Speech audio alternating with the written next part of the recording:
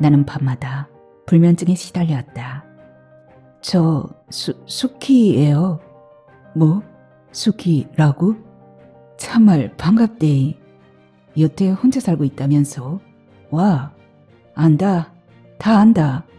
네가 말하지 않아도 어째 내가 네 맘을 모르겠노. 우리 언제 한번 만나야 할 게 아이가. 아무리 세월이 많이 흘렀어도 사나이 약속은 약속인기라. 아, 약속이라니. 하지만 그 행복은 하루살이처럼 너무도 짧았다. 그런 그의 존재가 존재하지 않는 유령처럼 느껴진다. 가슴에서 죽이리라. 그를 잊으리라.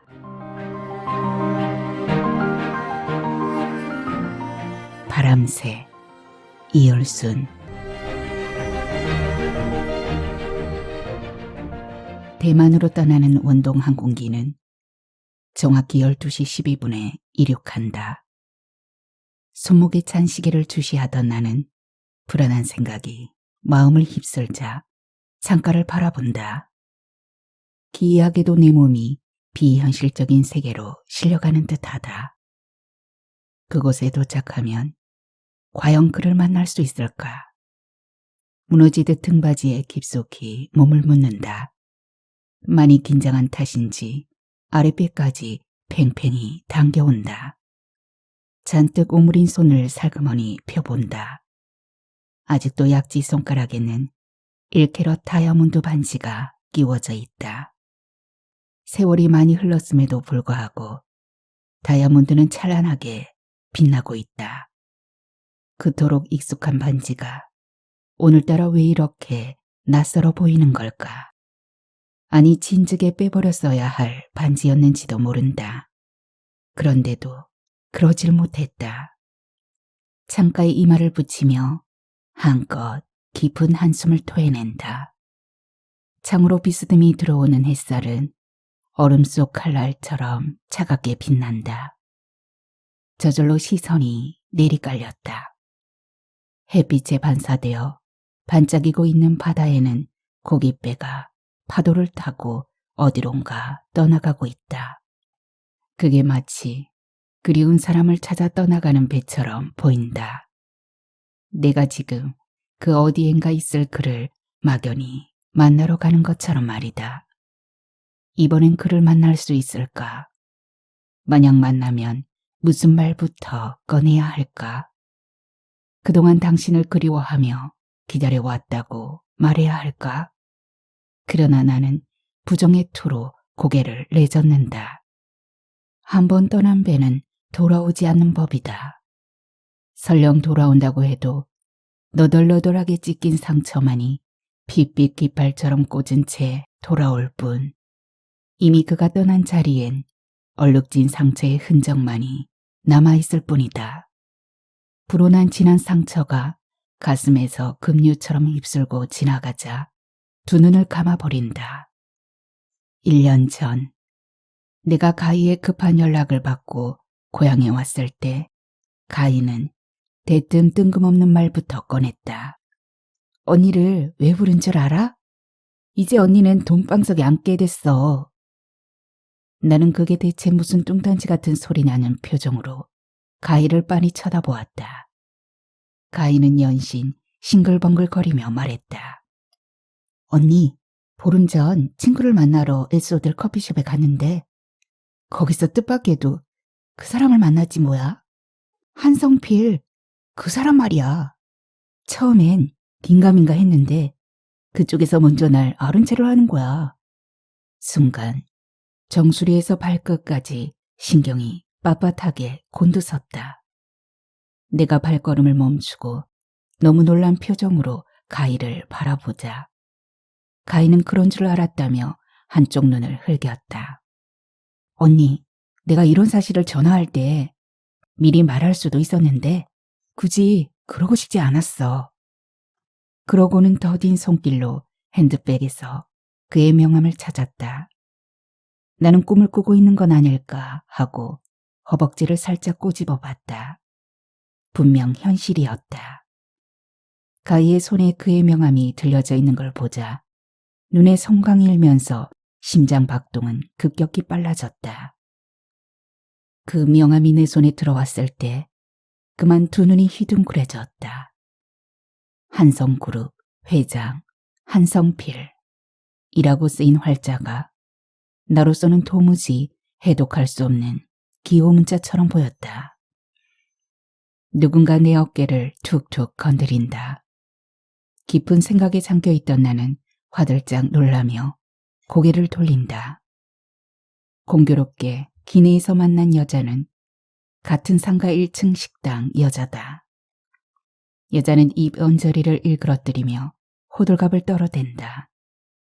어머나, 자기 혼자서 여행을 떠나? 아니요, 여행이 아니라. 내가 당황해하며 끝말을 제대로 잊지 못하고 어정쩡한 태도를 보이자 여자는 금세 무례한 표정으로 냉큼 내 옆 빈 좌석에 앉는다. 그러고는 힐끔힐끔 날 째려본다. 나는 애써 불편한 신기를 억누르며 씁쓸하게 웃는다. 설마 하면서도 어쩐지 마음이 캥긴다. 여자는 사립탐정이라도 되듯이 의심에 찬 눈초리로 날 위아래로 쭉 훑어본다. 그 새치 혀끝에서 독을 뿜어낼 것만 같다. 무슨 말인가 꺼낼까 말까 망설이던 여자의 입이 마침내 열린다. 자기, 어젯밤에 송 사장 마누라가 응급실로 실려간 거 알고 있어? 뒤풀이 자리에서 자기가 먼저 나가고 곧장 송 사장이 뒤를 따라갔잖아. 얼마 후 송 사장은 자기 마누라를 데리고 단란주점으로 들어왔어. 그런데 무슨 연유인지 그 옆 현내가 벼랑간 맥주를 병째로 벌컥벌컥 들이키더니 그걸 냅다 바닥에 내던지는 게야. 알고 봤더니 자기가 송 사장한테 백녀우처럼 살살 꼬리쳤다면서. 그 일로 야단법석이 났단 말이야. 혹시 자기 그 위기를 모면해보겠다고 지금 여행을 떠나는 거 아니야? 뜬금없는 여자의 말에 이게 웬 수작인가 싶었다. 여자의 눈빛에 드러난 이상야릇한 비난이 온통 내게로 쏟아지고 있었다. 털끝만큼도 상대를 배려할 줄 모르는 그 태도에 여간 불쾌한 게 아니다. 여자는 속눈썹을 파르르 떨며 어깨를 바짝 내게 붙인다. 정말이지 영 재수가 없고 밤마다 끼는 송 사장이나 여자나 매일 반이었다. 그러니까 어제 송 사장은 아무 통고도 없이 급히 상의할 게 있다면서 상가 건물 상인들을 1층 식당으로 모이라고 했다. 장사를 끝낸 상인들은 혹시나 임대료를 깎아주지나 않을까 하는 기대 심리로 너도나도 모여들었다. 한데 송 사장은 상인들의 기대와는 달리 도리어 임대료 인상에 대한 안건 처리를 놓고 이런저런 구실을 내놓았다. 그렇지 않아도 요즘 경기 불황 때문에 자영업자들이 죽을 판국이었다. 이런 상황에서 임대료 인상 문제가 거론되자 발끈한 상인들이 너나 할 것 없이 저마다 언성을 높이며 고성이 오갔다. 그때 유독 식당 여자만 입을 앙다문 채 가타부타 말이 없었다. 누군가는 식당 여자와 송 사장이 내연 관계라며 뒤에서 수군거렸다. 나는 그런 뜬구름 같은 소문에는 전혀 관심을 두지 않았다. 회의가 어서 빨리 끝나기만을 기다리며 벽에 부착된 거울만 바라보고 있었다. 형광불빛에 반사된 거울 속의 내 얼굴은 너무나 초췌해 보였다. 꿈과 희망을 모두 상실해버린 공허한 눈에는 허무함만이 가득 차 있었다. 내일 그를 만나러 대만으로 떠난다는 사실조차도 마음을 설레게 하지 못했다. 알 수 없는 부담감만 가중될 뿐이었다. 내가 그에게 해줄 수 있는 게 아무것도 없기에 더 그랬는지도 모른다. 회의는 어떠한 결말도 없이 흐지부지 끝났다. 냉랭한 분위기에서 식사를 마친 상인들의 분위기는 심상치가 않아 보였다. 그걸 간파한 약삭 빠른 송 사장은 임대료 인상 안건은 취소한다며 바짝 꼬리를 내렸다. 그러고는 상인들을 지하 단란주점으로 데리고 갔다. 나는 내일 떠날 준비를 하기 위해 그 자리에서 빠져나가려고 했다. 그러자 바로 옆에 있던 식당 여자가 냉큼 내 손목을 잡아채곤 잠깐 놀다가 가라며 좀처럼 그 손을 놓아주지 않았다. 상인들은 술이 들어가자 마이크를 잡고 한 곡조씩 뽑기 시작했다. 나는 맥주를 마시면서 여자의 자질구레한 인생 얘기를 들어주었다. 그렇다고 그 말이 귀에 제대로 들려오지도 않았다. 시끄러운 반주와 노랫소리 때문에 그냥 대충 듣고 고개만 끄덕였다. 그럴 즈음 송 사장의 쏘아보는 눈길이 내게 쏠렸다. 이상야릇한 기분이 들자 여자를 쳐다보았다. 혹시 송 사장이 여자와 놀고 싶은데 내가 눈치도 없이 방해하고 있는 건 아닐까. 그렇지 않아도 방금 여자는 한평생 고달프게 살아온 신세 타령을 늘어놓지 않았던가. 나는 재빨리 그 자리에서 일어나려고 했다. 그때 여자가 먼저 손가방을 자리에 그대로 둔 채 잠깐 화장실에 다녀온다면서 자리를 떴다. 그러자마자 송 사장이 쏜살같이 달려와 여자의 빈자리에 앉으며 능글맞게 웃으며 입을 열었다. 이런 자리에서 만나게 돼서 참으로 반가워. 아직 결혼도 하지 않았다면서. 혼자 사는 게 얼마나 외롭고 고독한지 내가 잘 알지. 그러더니 날 위로하듯 어깨를 토닥거렸다. 나는 살짝 몸을 옆으로 비끼며 오만 인상을 찡그렸다. 똥물 한 바가지를 뒤집어 쓴 더러운 기분이었다. 마음 같아선 귀싸대기라도 한 대 올려붙이고 싶었다. 때마침 송 사장이 신청한 노래가 흘러나오자 송 사장은 잽싸게 무대로 내달렸다. 나는 얼른 그 자리에서 빠져나와 잠시 주점 통로벽에 등을 기대었다. 기분이 아주 더럽고 속에서 참을 수 없는 화가 부글부글 끓어올랐다. 당장 송 사장 멱살이라도 잡고 패대기를 치고 싶은 심정이었다. 하지만 내일 비행기를 탈 생각을 하니 그럴 수도 없었다. 무거운 발걸음으로 좁은 통로를 따라 느리게 걸어가고 있을 때 누군가 등 뒤에서 내 허리를 와락 껴안았다. 나는 기겁을 하며 고개를 돌렸다.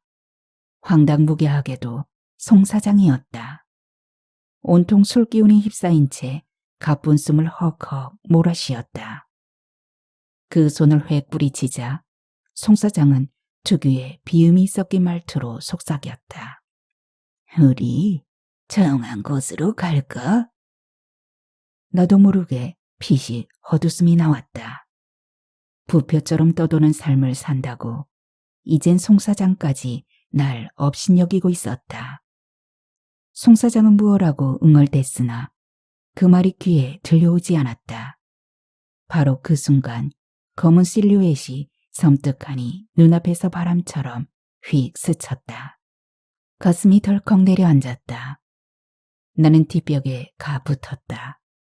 그런데 맞은편 어두운 조명 아래서 음산하게 움직이고 있는 건 다름 아닌 송 사장 마누라였다. 송 사장의 얼굴이 마네킹처럼 차갑게 굳었다. 나는 오히려 잘된 일이라 여기며 고개를 빳빳하게 쳐들곤 두 사람의 일 따윈 안중에도 없다는 듯 당당하게 돌아섰다. 사실 마음만 먹으면 송 사장을 곧바로 성추행범으로 경찰에 고발할 수도 있었다. 내가 출구 계단을 밟고 올라가는데 벼랑간 야유와 질책이 변하는 목소리가 날카로운 칼날처럼 사정없이 등에 꽂혀왔다. 왜 그냥 가? 좀 더 놀다 가야 재밌는 거 아니야? 악을 써대는 듯 소리를 질러대는 송 사장 마누라의 말을 나는 그냥 못 들은 채 하고 빠른 걸음으로 그 공간에서 빠져나왔다. 더럽고 추잡한 일에 더는 휘말리고 싶지가 않았다. 깡그리 잊고 싶었던 기억을 여자가 다시 끄집어내게 한 게 불쾌감을 준다. 더구나 송 사장은 치사한 방법으로 값싼 가면을 쓴 채 사실마저 왜곡하고 있다. 상황은 불보듯 뻔하다. 까딱 잘못하다간 더러운 불똥이 가희한테 튈지도 모른다는 생각이 미치자 나는 어젯밤 일어났던 일을 자초지종 털어놓았다. 여자의 표정이 딱딱하게 굳어진다. 그때 일행으로 보이는 누군가가 여자를 부르자 여자는 기묘하게 일그러진 얼굴로 자리에서 일어난다. 방금까지 두둥실 떠있던 흰 구름이 삽시간에 사라지고 없다. 창을 통해 밖을 응시하던 나는 왠지 모를 불안감에 휩싸인다. 사방은 온통 시커먼 구름뿐이다. 항공기가 그 중심 궤도를 이탈해 끝없이 펼쳐지는 우주 공간으로 빨려 들어갈 것만 같은 불안한 예감. 그 생각과 동시에 불안감은 현실로 나타난다. 항공기가 갑자기 위태롭게 흔들거리기 시작한다. 그리고 계속해서 이어지는 흔들거림과 윙윙거리는 비행기의 소음. 그게 마치 근원을 알 수 없는 아득한 우주에서 들려오는 저승사자의 출현처럼 느껴진다. 멀미가 나서 속이 메스껍다. 위장에 들어있는 모든 음식물을 한꺼번에 토해낼 것 같은 구토증이 목구멍으로 왈칵 치밀어 올라온다. 항공기는 불안정한 기류로 인해 본격적인 공중 고개 수요를 한다. 반복적으로 가슴이 철렁 내려앉으면서 아뜩한 공포가 엄습해온다. 내가 마치 허공에 매달린 가느다란 밧줄을 아슬아슬하게 부여잡고 있는 듯한 불길함.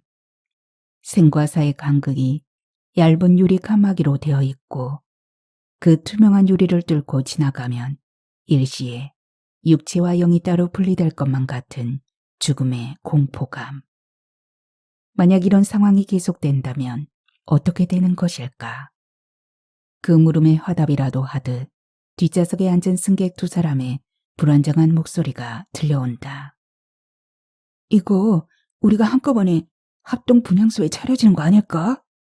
거참 재수없는 소리 좀 하지 말게나. 연병할. 아무래도 이번 여행 코스를 잘못 잡은 것 같군 그래. 제발 방정 맞은 그 입 다물지 못하겠소? 제기랄. 그들의 대화가 저 우주 공간에 떠도는 흰빛 영혼들의 속삭임처럼 들려온다. 정신이 가물어질 것 같다. 기내에 감도는 서늘한 한기 때문에 온몸이 후들후들 떨려오기까지 한다. 눈앞에는 형형색색의 사물들이 퍼즐 조각처럼 떠올랐다가 사방으로 흩어지고 있다. 가희에게 그의 명함을 건네받은 후부터 나는 밤마다 불면증에 시달렸다. 애초에 그 말을 듣지 말았어야 했는지도 모른다. 이제와 내가 그를 다시 만난다는 게 무슨 의미가 있단 말인가? 나를 떳떳하게 내세울 그 무엇도 없지 않은가? 그렇다고 딱히 할 말이 있는 것도 아니었다. 솔직히 비천한 나를 드러내고 싶지도 않았다. 그런데도 가희는 막무가내였다. 기회가 왔을 때 그 기회를 꼭 잡아야 한다고. 그렇지 않으면 평생 후회하게 될 것이라며 날 다그쳤다. 가희의 등살에 못 이겨 나는 결국 그의 휴대폰 번호를 꾹꾹 눌렀다. 신호음이 울리는 동안 나의 의식은 점점 암흑 속으로 매몰되어 가는 듯했다. 여보세요? 누구시죠? 걸쭉한 톤의 목소리가 귓속으로 파고들자 휴대폰을 꼭 쥐고 있던 내 손이 파르르 떨렸다. 잔뜩 긴장한 탓에 숨을 한번 크게 내쉬고서야 겨우 입을 뗄 수 있었다. 저 수키예요. 뭐? 수키라고? 참말 반갑대. 그래, 그동안 왜 살았노? 여태 혼자 살고 있다면서? 와 그랬는데. 이게 다 나 때문이라면서. 안다, 다 안다. 네가 말하지 않아도 어째 내가 네 맘을 모르겠노. 그건 그렇고 우리 언제 한번 만나야 할 게 아이가. 예전에 약속한 것도 있고 말이야. 아무리 세월이 많이 흘렀어도 사나이 약속은 약속인기라. 아, 약속이라니. 나는 신음을 하듯 중얼거리며 메마른 손등으로 눈두덩을 쓱쓱 문질렀다. 자꾸 눈물이 치솟으려고 했다. 비겐 후 해안선처럼 흐릿한 그의 모습이 점점 더 또렷하게 눈앞에서 나타났다. 스포츠형 머리에 호남형인 그는 조직 폭력배였다. 두목의 오른팔이었고 칼잡이 이른 자로 널리 알려진 그야말로 불가사의한 검은 별이었다. 내가 여고를 졸업하고 무작정 서울로 상경해 나이트클럽 쇼걸로 일할 때였다. 나는 반드시 성공하리라는 비장한 각오로 매사 그 일에 임했다. 그 바닥에서 꼭 성공하여 당당히 집으로 돌아갈 작성이었다. 하지만 날이 갈수록 성공할 기미가 좀처럼 보이지 않았다. 춤의 연습량은 많았고 몸은 한없이 고단하기만 했다. 그렇다고 창창한 미래가 보이는 직업도 아니었다. 가난한 집안 살림살이에 금전적인 도움이 되려고 무작정 집을 나온 게 대래 자신을 망가뜨리는 결과만 나았다. 이러지도 저러지도 못하는 상황에서 계속 일하고 있을 때 느닷없이 강목을 들고 나타난 시커먼 사내들이 순식간에 업소를 아수라장으로 만들어버렸다. 사방에서 비명이 터져나왔다. 탁자와 의자들이 형편없이 박살이 났고 조명까지도 와장창 깨져 바닥에는 날선 유리가 천지였다. 얼굴이 시퍼렇게 질린 나는 무대 구석진 곳에서 몸을 벌벌 떨며 웅크리고 있었다. 시커먼 사내들이 달려들어 내 목덜미를 획 잡아챌 것만 같은 무시무시한 공포감. 그때 누군가 내 팔을 휙 낚아채더니 악을 쓰듯 고함을 질러댔다. 야, 이년아. 여기서 꾸물거리고 있으면 어떡해? 젊은 년 인생을 여기서 종치고 싶어? 얼떨결에 고개를 들었다. 낯익은 얼굴이었다. 간혹 맨 앞좌석에서 팔짱을 끼고 다리를 꼬고 앉아 내 공연을 관람하던 그였다. 언젠가 웨이터는 그가 두목의 오른팔이라고 귀뜸해 주었다. 그는 온화한 얼굴로 날 일으켜주며 등을 또닥또닥 두드려 주었다. 그런 그에게 고맙다는 말을 하고 막 돌아서려는데 그의 후배가 날 뚫어지게 쳐다보았다. 그 눈에 창기가 서려 섬뜩하게 느껴지자 나는 얼른 고개를 돌려버렸다. 그날 이후 우리는 급속도로 가까워졌고 마침내 동거 생활을 시작하였다. 고아 출신인 그는 생각보다 훨씬 더 과묵했다. 밤늦게 집에 들어오거나 혹은 외박하고 들어올 때면 밖에 있었던 일에 대해선 일체 함구했다. 내게 무엇보다 그게 커다란 불만이었고 스트레스가 왕창 쌓이는 일이었다. 그럴 때마다 그는 다른 방식으로 내 기분을 확 풀어주었다. 함께 외출할 때면 내가 갖고 싶은 물건을 모조리 사주었다. 지난 생일날에는 다이아몬드 꽃반지를 약지 손가락에 끼워주면서 머지않아 결혼식을 올리자고도 했다. 그 한마디에 그동안 쌓인 불만과 스트레스가 한 방에 눈 녹듯이 사르르 녹아내렸다. 하지만 그 행복은 하루살이처럼 너무도 짧았다. 며칠 후 느닷없이 경찰들이 집에 들이닥쳐 그를 찾았다.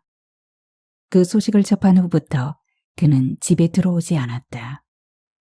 나는 매일 불안과 초조함의 나날을 보내면서 그가 하루속히 집으로 돌아오기만을 간절히 기다리고 있었다. 2달 하고도 보름이 지났을 무렵 그는 홍길동처럼 내 앞에 나타났다. 나는 복받쳐 오르는 소름을 주체하지 못하고 오열을 터뜨렸다. 근데 그는 뜻밖의 말을 꺼냈다. 이제 우리 그만 헤어지자. 순간 온몸에서 힘이 쫙 빠져나갔다. 나는 그의 바지가랑이를 붙잡곤 절대 그럴 수 없다고 단호하게 말했다. 그는 충분한 보상을 해줄 터이니 제발 자기를 놓아달라고 부탁했다. 내가 고개를 절레절레 흔들며 악착같이 매달리자 벼랑간 그의 눈에서 인광같이 푸른빛의 살기가 번뜩였다. 그러고는 눈 깜짝할 사이에 사정없이 날 바닥으로 와락 떠밀어버리곤 매몰차게 나가버렸다. 벌렁 뒤로 낮아빠진 나는 갑자기 아랫배에 극심한 통증을 느끼게 되자 배를 움켜쥐곤 공처럼 대굴대굴 굴렀다. 숨조차 제대로 내쉴 수가 없었다. 금세 아랫도리에선 빨간 피가 줄줄 흘러내리고 있었다. 유산이었다. 한순간 모든 희망이 사라지자 삶의 의미조차도 부질없게 느껴졌다. 나는 부들부들 떨리는 몸을 간신히 일으켜 욕실로 들어갔다. 그러고는 욕조 안에 물을 가득 받곤 그 안으로 들어가 면돈 아래 예리한 끝으로 손목을 휙 그어댔다. 눈을 떴을 때 링거를 맞으며 병원 침상에 누워 있었다. 죽지 않고 살아있는 게 기이하기만 했다. 사방을 두리번거렸다. 어찌된 영문인지 병실에는 그가 아닌 후배가 서성거리고 있었다. 큰 키에 어깨가 턱 벌어진 광대뼈가 유난히 튀어나온 사내의 눈빛은 언제나 섬뜩하리만치 무서웠다. 사내는 난색을 표하며 말했다. 형님 부탁으로 집에 갔는데 형수님이 쓰러져 있더군요. 조금만 늦었어도 큰일 날 뻔했습니다. 지금 형님은 수배 중입니다. 만약 입원에 잡혀 들어가면 무기형 선고를 받을 수도 있습니다. 하지만 빠져나올 방도가 전혀 없는 건 아닙니다. 형님을 좋아하는 아가씨와 결혼만 하면 모든 게 해결됩니다. 그 집안이 막강한 세도가라서요. 어리 빠진 내게 사내는 아무 감정이 묻어나지 않은 투의 목소리로 다시 말을 이어갔다. 어느 날 아가씨가 지하 주차장에서 차를 타려는 순간 괴한들에게 납치를 당할 뻔했습니다. 때마침 그걸 목격한 형님께서 위험을 무릅쓰고 아가씨를 구해주었죠. 그래서 아가씨가 형님을 생명의 은인으로 여기며 줄기차게 따라다녔습니다. 마침내 결혼하자고 졸라댔지요. 그러니까 사실은 두 사람은 곧 결혼식을 올리게 될 겁니다. 내가 도무지 그 말을 믿을 수 없다고 두 눈을 부릅뜨고 사내를 쏘아보자 사내는 그들의 웨딩 촬영 화보가 담긴 휴대폰 동영상을 내게 보여주었다. 커다란 충격에 휩싸인 내게 사내는 가까스로 위로했다. 형수님, 어차피 서로 갈 길이 다른 인생이지 않습니까? 대신 제가 형수님 곁에서 무엇이든 도와드릴 테니 아무 염려하지 마십시오. 그제야 내가 그를 붙잡을 명분과 이유가 없다는 것을 깨달았다. 앞길이 훤히 트인 그의 인생에 내가 거추장스러운 짐으로 남는다는 것도 싫었다. 그런데 가족들에게 이런 사실을 어떻게 말해야 할까? 가족들은 내가 그와 결혼할 줄 알고 있었다. 감당할 수 없는 일이 들이닥치자 나는 사람들의 눈을 피해 멀리 달아나고 싶어졌다. 사내는 내 기분 따윈 상관없다는 듯 일방적으로 침대 모서리에 앉아 내 머리카락을 매만지며 어서 몸이나 빨리 회복하라며 다정한 오빠처럼 말했다. 그 손길이 닿자마자 싸늘한 뱀이 스치고 지나가듯 오싹 소름이 돋았다. 다음날 사내의 감시가 소홀해진 틈을 타 나는 도망치다시피 병실에서 빠져나왔다.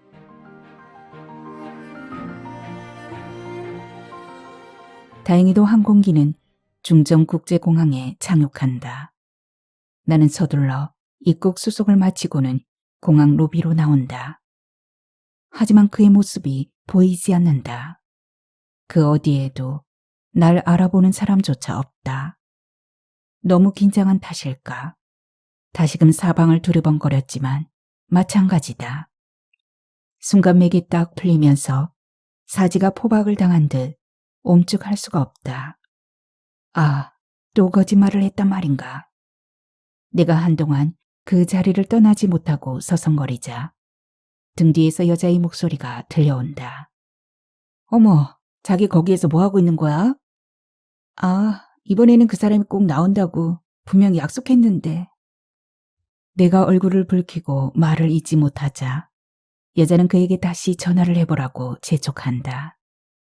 그러나 아무리 전화해도 그의 핸드폰은 배터리가 방전되었는지 꺼져 있다.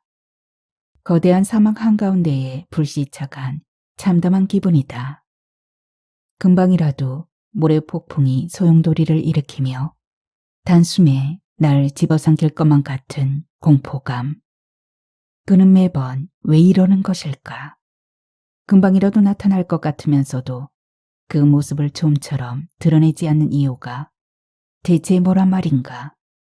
그런 그의 존재가 마치 세상에 존재하면서도 존재하지 않는 유령처럼 느껴진다. 당황하여 어쩔 줄 몰라 하는 날 잠시 지켜보던 여자는 일행들 쪽으로 가더니 이윽고 다시 내게로 와 미간에 주름을 잡으며 말한다. 지금 이렇게 꾸물거릴 시간 없어. 자기도 우리 일행들과 합류하자. 그렇다고 자기가 지금 딱히 갈 곳도 없는 거잖아. 안 그래? 2층 버스는 짙은 안개를 뚫고 타이베이 시내를 향해 내달리고 있다. 나는 무슨 소중한 물건이라도 놓고 온 사람처럼 고개를 돌리고 또 돌린다. 하지만 날 따라오는 건 서글픈 나의 긴 그림자뿐. 안내자는 고구마처럼 생긴 대만 지도를 버스 한쪽에 걸어놓곤 장광설을 늘어놓는다. 1949년 중국에서 공산당이 승리하자 장제스 장군이 이끄는 국민정부와 그 지지자들은 타이완으로 피해왔다고. 그런 대만과 우리나라가 수교를 맺었는데 노태우 정권 때 그 수교가 단절되었다는 역사적 배경을 설명한다. 내가 여전히 침울한 표정으로 창밖만을 응시하자 여자는 까칠까칠하고 투박한 손으로 내 손등을 감싼다. 따뜻한 촉감이 손등으로 스며들자 그런 여자가 마치 친혈육처럼 느껴진다. 내가 멋쩍은 표정을 짓자 여자는 날 안쓰럽다는 듯이 바라본다. 너무 가슴 아파하지 마. 살다 보면 별의별 일을 다 겪는 게 우리 인생이잖아. 자기도 가만히 보니까 나만큼 파란만장한 인생을 살았나 봐. 저 때문에 괜히 죄송해요. 이럴 때 서로 돕고 사는 거지 뭐.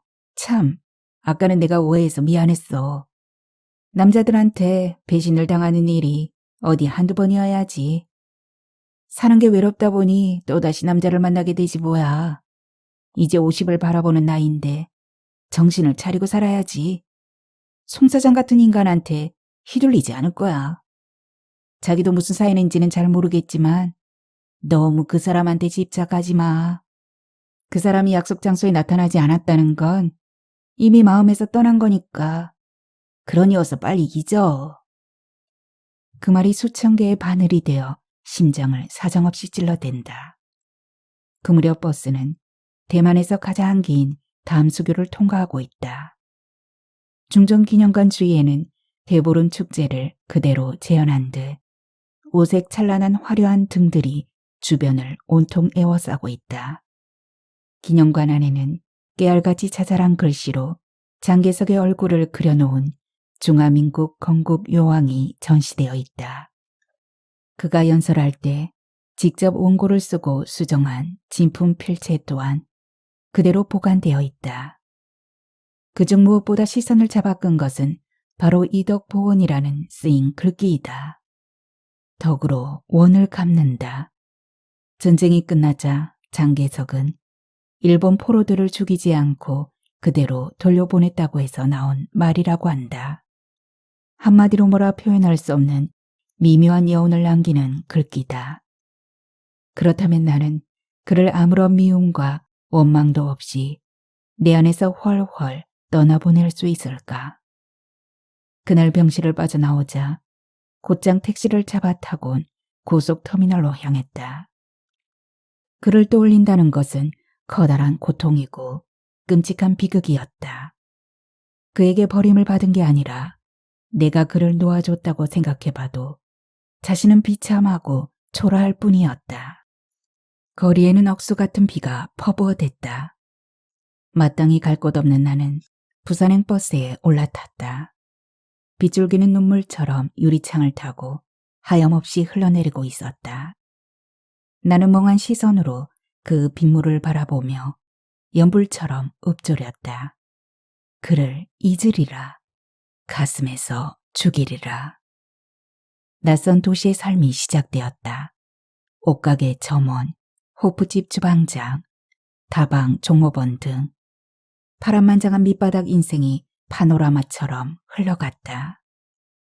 손님들과 시비가 붙으면 아나무인이 되었고, 뭔가 수틀리면 당장 이를 때려치우고 철새처럼 일자리를 찾아 떠돌아다녔다. 그러다가 가난한 고시생을 만났다. 어렵사리 그 뒷바라지를 해줬더니 그는 고시에 합격하자 배은망덕하게도 감쪽같이 자취를 감춰버렸다. 다음에는 사업을 한다는 노총각이 접근했다. 근데 어느 날 생명부지의 여자가 들이닥치더니 눈을 사천왕상의 도끼 눈을 뜨고는 워락 내 머리끄덩이를 잡고 늘어졌다. 막무가내로 인연 전연 상스러운 욕설까지 퍼부어댔다. 나중에 알고 봤더니 그 여자는 어이없게도 총각이라던 사내의 아내였다. 전혀 예기치 못한 상황들이 줄줄이 내 앞을 가로막자 다시금 불쑥불쑥 그가 보고 싶어졌다. 그때마다 손가락에 끼워진 반지를 만지작거렸다. 반지를 그를 기억할 수 있는 유일한 증표였다. 세월은 바람처럼 강물처럼 빠르게 흘러갔다. 나 또한 종업원 생활에서 벗어나 제법 규모가 큰 찻집을 운영하게 되었다. 그때야 고향에 계신 어머니에게 전화했다. 어머니는 죽은 줄 알았던 딸이 멀쩡하게 살아있다며 기쁨을 감추지 못했다. 그동안 딸의 생사를 알아보려고 소문난 점집은 물론 무당을 불러 구술했다고. 무당은 딸이 불귀가 되어 저승도 가지 못한 채 이승에서 또 돌아다닌다고 짓거려댔다며 무당년이 사기꾼이라고 했다. 그리고 얼마 후 가희의 전화를 받았는데 가희는 빨리 집으로 내려오라고 다급하게 말했다. 어둠이 사방으로 내리자 일행들은 타이베이에서 가장 오래된 도교 사원인 용산사 야시장으로 향한다. 그곳에 들어서자 귀신 강씨가 관복을 입은 모습이 돋보인다. 일반 사람들은 죽으면 관복을 입는데 그 까닭은 죽어서 관직이라도 하라는 뜻으로 관복을 입힌다고 한다. 저쪽 법당에선 알아들을 수 없는 스님의 법문 소리가 들려온다. 무심코 그 법문에 이끌려 그곳에 가보니 많은 신도가 두 손을 합장한 채 기도를 올리고 있다.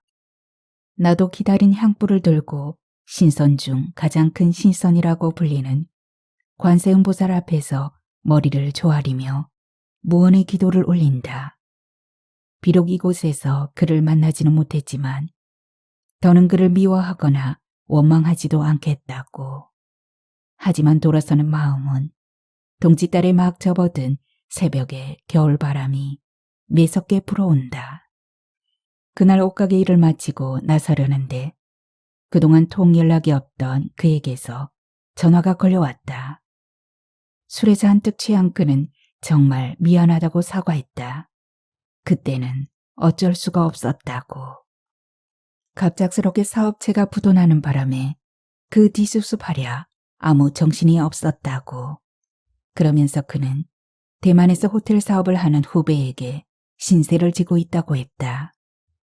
다른 사업 프로젝트를 구상 중인데 그것만 잘 되면 다시 재기할 수 있다고 자랑스럽게 말했다.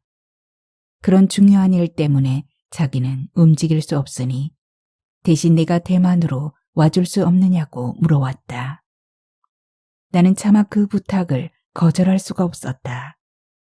아니, 사실 그를 보고 싶어서 가겠다고 말했는지도 모른다. 도원 홀리데이 호텔 룸으로 들어오자 먼저 샤워를 끝낸 여자가 일행들이 모여있는 곳에 함께 가자고 내게 말한다. 지금 그럴 기분도 아니고 그럴 마음도 없다고 하자 여자는 입술을 일그러뜨린 채 날 흘겨본다. 여자의 굳은 낯빛을 대하자 문득 탑승하기 전 면세점에서 그를 만나면 주려고 샀던 키 지갑이 생각난다. 나는 재빠르게 여행용 가방에서 그걸 꺼내 여자에게 내민다. 여자가 짐짓난처한 표정을 짓는다. 내가 웃음기를 띠며 내민 손이 부끄럽다고 말하자 여자는 마지 못한 듯 그 선물을 받는다. 여자가 나가자 나는 소르르 졸음이 왔다. 언제 룸에 들어왔는지 검정 양복을 입은 키가 큰 사내가 어둠 속에서 주위를 두리번거리고 있다.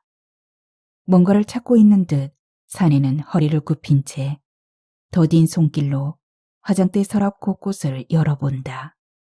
깜짝 놀란 내가 누구야? 소리를 질렀으나 어찌된 일인지 그 소리가 목구멍에 걸려 입 밖으로 통 나오질 않는다. 위아래 입술이 강력본드로 착 달라붙어 버린 듯하다. 그때 사내가 고개를 획 돌린다. 나는 그만 소스라치게 놀라며 번쩍 눈을 뜬다. 꿈이다. 사내는 바로 그의 후배다.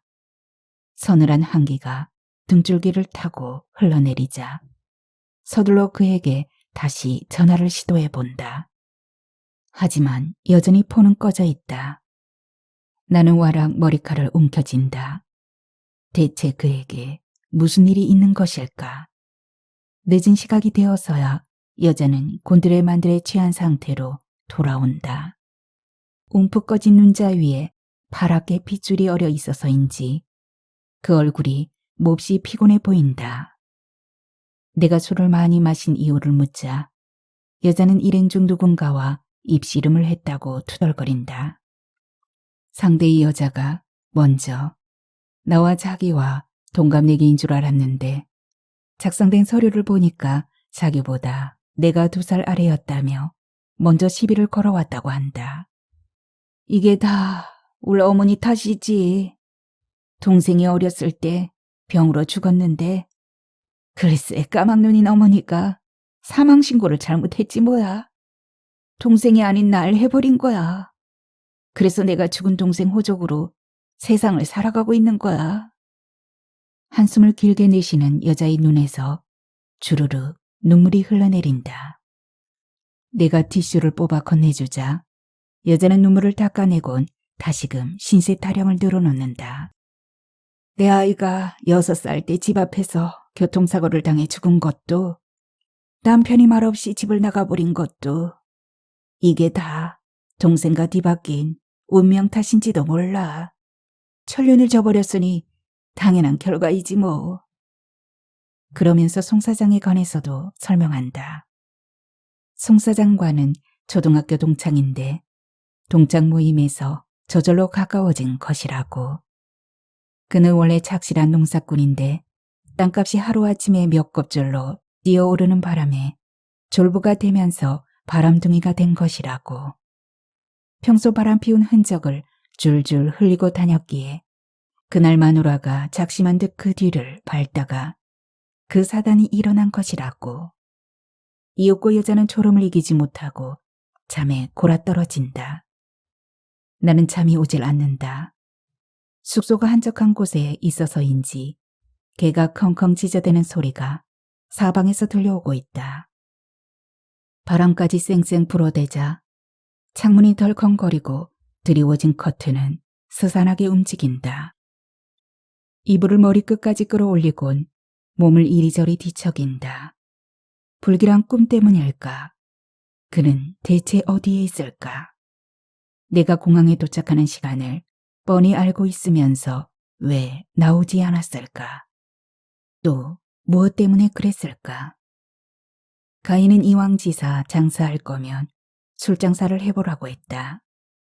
그의 건설 현장이 이곳에서 대규모 아파트를 짓고 있으니 그가 반드시 굵직한 손님들을 데리고 올 것이라며 부추겼다. 어쨌든 물심양면으로 뒤를 봐준다고 약속했으니 언니는 가만히 앉아서 돈만 긁어모으면 된다고 했다. 내가 집으로 내려온 후부터 가인은 그와 몇 번의 통화를 더 하더니 급기야 아저씨라고 부르던 호칭을 형부라고 대놓고 불렀다. 나는 일찍이 물장사로 잔뼈가 굵은 터라 그깟 술집 가기를 못할 것도 없다고 생각했다. 그래서 서둘러 가게를 계약했고 내부 수리를 비롯한 모든 장사 준비까지도 마쳤다. 드디어 오픈날. 정작 나타나야 할 그가 보이지 않았다. 흔한 화환조차도 보내오지 않은 채 감쪽같이 자취를 감춰버렸다. 뒤늦게 가인은 사기를 당했다며 울고불고 난리를 쳐댔다. 된통 뒤통수를 얻어맞은 나는 그렇다고 차려놓은 가게를 운영하지 않을 수도 없었다. 이미 돈을 주고 데려온 아가씨들과 웨이터까지 구해놓은 상태였기 때문이다. 장사는 나날이 적자를 면치 못했다. 급한 국에 돈까지 받아 챙긴 아가씨가 달아나는 바람에 빚은 금방 산더미처럼 불어났다. 다급한 마음에 몇 장의 카드로 돌려막기를 해본들 그건 밑빠진 독에 물붓기였다. 그러자 앙다 물었던 입술이 처졌고 눈빛은 초점 없이 흐려졌다. 객지나 다름없는 고향에서 돈을 번다는 것은 사막에서 오아시스를 찾는 격이었다. 가게는 6개월도 채 넘기지 못한 채 문을 닫고 말았다. 대신 신용불량자라는 볼성 사나운 꼬리표가 날 따라다녔다. 보다 못한 어머니는 조용히 날 부르시더니 여태 당신이 모아둔 돈 뭉치를 선뜻 내놓았다. 그 덕에 카드 빚을 청산했다. 그리고 조금 남은 돈으로 옛 경험을 살려 옷가게를 차렸다. 장사가 그럭저럭 괜찮게 되고 있을 무렵 그에게서 전화가 걸려왔다. 대만으로 와달라는 그의 갑작스러운 부탁을 받고 나는 서둘러 옷가게를 가희에게 넘겨주었다.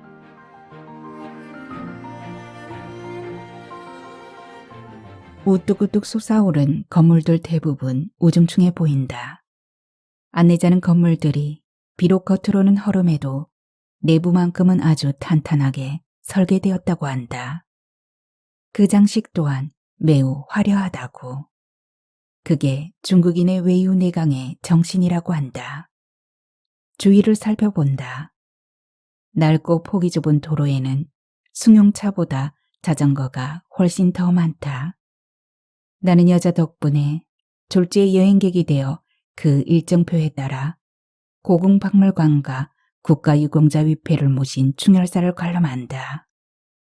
오후에는 비바람 속에서 야류 국립해상공원으로 가 클레오파트라의 형상인 사토 앞에서 여자와 함께 사진도 찍는다. 그런 다음 고지가 높은 양명산을 넘어 천연의 노천탕에서 유황 온천도 즐기면서 그동안의 마음을 비우려고 애써본다. 돌이켜보면 그를 다시 만나야 할 이유도 없었다. 그런데도 나는 미련스럽게 꺼져가는 등불의 심지를 잡으려는 심정으로 안간힘을 쓰며 그의 존재에 매달렸다. 일행들이 사진 촬영을 하고 있을 때 가로수에 심어진 백천층 나무 껍질을 벗겨본다. 껍질을 벗겨도 계속 벗겨진다고 해서 백천층 나무라고 불리게 되었다고 한다. 그것을 벗겨보는 동안 지난 과거를 벗겨내고 있는 듯하다. 하지만 아무리 껍질을 벗겨봐도 나는 나이고 그는 그일 수밖에 없다. 서로 다른 삶이라는 게 그토록 슬프게 느껴질 수가 없다. 이젠 내겐 그 어떠한 꿈도 희망도 존재하지 않는다. 하지만 그는 새로운 사업 프로젝트로 다시 일어설 수 있는 꿈과 희망이 있다. 고개를 들어 잿빛 하늘을 올려다본다. 장기석 총통은 중국에서 대만으로 피난 올 때 수많은 보물과 황금 280톤을 배에 실어 갖고 왔다. 황금을 외국에 담보로 맡겨서 대만에 은행을 세웠고 그게 대만을 일으키는데 커다란 자원이 되었다. 그렇다면 그는 무엇을 갖고 새로운 사업을 일으킬 것인가? 그동안 쌓인 피로가 한꺼번에 밀려오자 눈꺼풀이 무겁게 내려앉는다. 다음 날 나는 일행들과 함께 자강호 열차를 탄다. 열차가 대만 동부에 있는 화련에 도착하자 대로각 협곡으로 향한다. 그곳엔 장춘사가 있고 구곡동과 연자구가 있다. 양편으로 갈라진 거대한 대리석 산들은 끝없이 이어져 있다. 웅장하고 장엄한 자연의 풍광은 신이 만들어 놓은 또 하나의 비현실적인 세상처럼 보인다. 그곳을 통과하는 좁은 인도는 아주 절묘한 예술품이다. 수많은 군인이 중장비도 없이 삽과 곡괭이로만 산을 깎아서 만들었다고 한다. 장개석은 자기를 따르던 군인들에게 사기를 친 것이다. 도무지 통일할 수 없는 중국을 대체 무슨 속셈으로 통일하겠다고 장담하였는가. 그날이 오기만을 목이 빠지도록 기다렸던 군인들은 뒤늦게 그게 헛된 꿈이라는 걸 깨닫고 그만 시류와 무력감에 빠져들고 말았다. 장개석은 그들의 의식을 다른 곳으로 돌려놓기 위해 거대한 프로젝트를 개발했다. 그 때문에 수많은 군인이 희생되었다.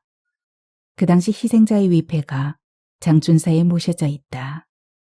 그런 사실을 알게 되자 계곡에서 흘러내리는 혼탁한 석회질물이 마치 희생자들의 피와 눈물과 땀처럼 느껴진다. 또한 연자구 주변 암석 곳곳에 뚫려 있는 자연적인 굴은 제비가 사는 곳이 아니라 그 영혼들이 그룹별로 모여 사는 공간처럼 보이기도 한다. 무심코 고개를 돌리자 저쪽 암벽에 꽃을 활짝 피운 백합이 낙수물로 바위를 뚫듯 그 뿌리를 깊이 내리고 있다. 어떻게 저토록 위태로운 곳에서 생명을 유지하며 꽃을 피울 수 있을까? 악착같이 살아남아 뿌리를 내리고 꽃까지 피워내는 자연의 생명을 보자 나도 저토록 강인하게 세상을 살아가고 싶어진다. 더 늦기 전에 뒤를 돌아보는 인생이 아니라 다시 꿈을 꿀 수 있는 삶.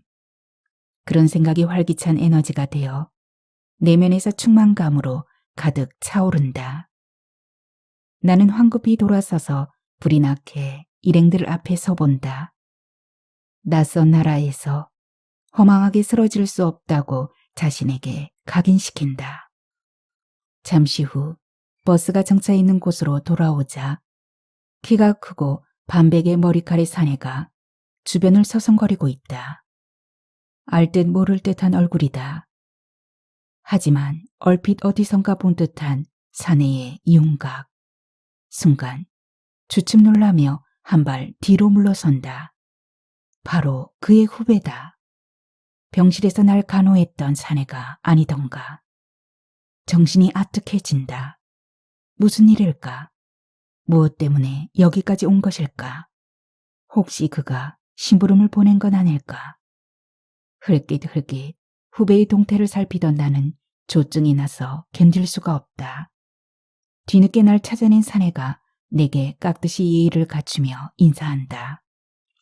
긴히 드릴 말씀이 있습니다. 당신을 찾으려고 얼마나 헤맸는지 모릅니다. 호텔 투숙객 명단까지 모조리 뒤져봤을 정도니까요. 그때 여자가 다가오더니 한쪽 눈을 찡긋하며 나중에 호텔에서 만나자고 손짓으로 신호를 보내곤 버스에 올라탄다. 일행들을 태운 버스가 저만치 사라지자 돌연 사내의 입가에 비루한 웃음이 번진다. 우리의 인연도 참으로 기꾼그래. 이렇게라도 널 다시 만날 수 있다니. 처음부터 널 사랑한 건 그 새끼가 아니라 바로 나였어. 그런데 그날 업소에서 그 새끼가 먼저 널 잽싸게 낚아채더군. 대체 저한테 왜 이러시는 거죠? 그 사람은 어디 있어요? 죽었어. 널 공항에서 만나기로 한 바로 그날 피습을 당했어. 뭐라고? 그럼 당신이 죽인 거야? 뭘 그리 놀래? 너도 그 새끼한테 무참히 버려졌잖아. 이제 모든 게임은 끝났어. 내가 조직의 보스가 되었단 말이야. 그 기념으로 널 나의 화려한 만찬에 초대하려고. 이렇게 모시러 왔지. 배신자, 피도 눈물도 없는 잔인한 살인자. 네가 어떻게 그럴 수가 있어? 대체 그놈이 너한테 뭘 해줬다고 아직도 미련을 버리지 못하는 건데. 앞으론 내가 그 새끼가 못해준 것까지 다 해줄 테니까 어서 내 차에 올라타. 천만에 난 결코 당신을 따라가는 일 따윈 없을 거야. 순간 사내의 얼굴이 험악하게 일그러지더니 이내 그 커다란 두 손이 내 목을 움켜쥐곤 바짝 조인다. 널 가질 수 없다면 차라리 죽여버리겠소. 사내의 두 손이 점점 목 안으로 깊이 파고들자 숨통이 꽉 막혀오면서 의식도 흐릿해진다. 그가 없는 세상이라면 내가 굳이 살아갈 이유도 없다. 나는 모든 걸 체념하고 두 눈을 감은 채 그 어떤 비동도 하지 않았다. 어디선가 무더기로 피어나는 흰빛이 내 쪽으로 빠르게 다가온다.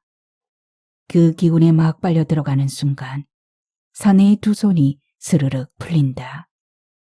나는 꽉 막혔던 숨을 한꺼번에 토해내며 땅바닥에 털썩 주저앉는다. 사내는 뒤도 돌아보지 않은 채 검은 벤치에 올라타곤 자동차 경주 선수처럼 초스피드로 차를 몰며 내달린다. 금세 비포장 도로에 뽀얀 먼지가 회오리 바람을 일으키며 허공으로 흩어진다. 그 틈으로 새의 형체가 항공기처럼 빠르게 하늘로 향한다. 나는 넋을 잃고 저 높다란 하늘에서 두어 바퀴 원을 그리며 배회하다 사라지는 바람새를 바라보고 또 바라본다.